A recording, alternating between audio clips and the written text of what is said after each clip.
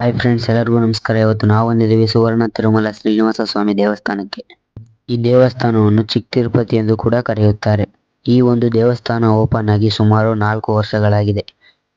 ಈ ಒಂದು ದೇವಸ್ಥಾನ ಎಲ್ಲಿ ಬರುತ್ತಪ್ಪ ಅಂತಂದ್ರೆ, ನಮ್ಮ ಯಳಂದೂರು ಪೊಲೀಸ್ ಸ್ಟೇಷನ್ ಪಕ್ಕದಲ್ಲಿ ಒಂದು ಆರ್ಚ್ ಕಾಣುತ್ತೆ. ಅದರೊಳಗಡೆ ಹೋದ್ರೆ ದೇವಸ್ಥಾನ ಸಿಗುತ್ತೆ.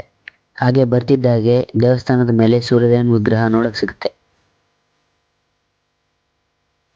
ಸೊ ಬನ್ನಿ ದೇವಸ್ಥಾನದ ಒಳಗಡೆ ಹೋಗೋಣ.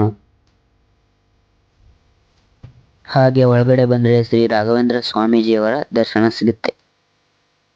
ಬಲಭಾಗದಲ್ಲಿ ಮಹಾಲಕ್ಷ್ಮಿ ಅಮ್ಮನವರ ದರ್ಶನ ಹಾಗೂ ಎಡಭಾಗದಲ್ಲಿ ಪದ್ಮಾವತಿ ಅಮ್ಮನವರ ದರ್ಶನ ಸಿಗುತ್ತೆ.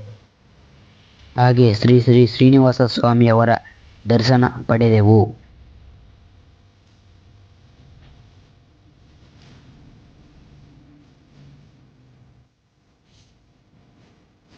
ಸನ್ನಿಧಿಯ ಪಕ್ಕದಲ್ಲಿ ರಾಯರ ದೇವಸ್ಥಾನದ ಕೆಲಸ ನಡೀತಾ ಇದೆ. ಪ್ರತಿ ಶನಿವಾರ ಮತ್ತು ಅಮಾವಾಸ್ಯೆಯಲ್ಲಿ ಅನ್ನದಾನ ನಡೆಯುತ್ತೆ. ಹಾಗೆ ಸನ್ನಿಧಿಯ ಬಲಭಾಗದಲ್ಲಿ ದೇವಿಯವರ ಸನ್ನಿಧಿ ಸಿಗುತ್ತೆ.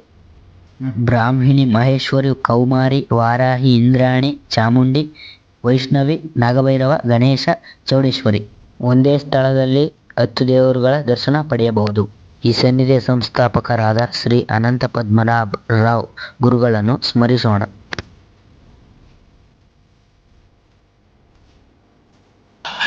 ನಿನಗೆ ನೀನೇ ಸಾಟಿ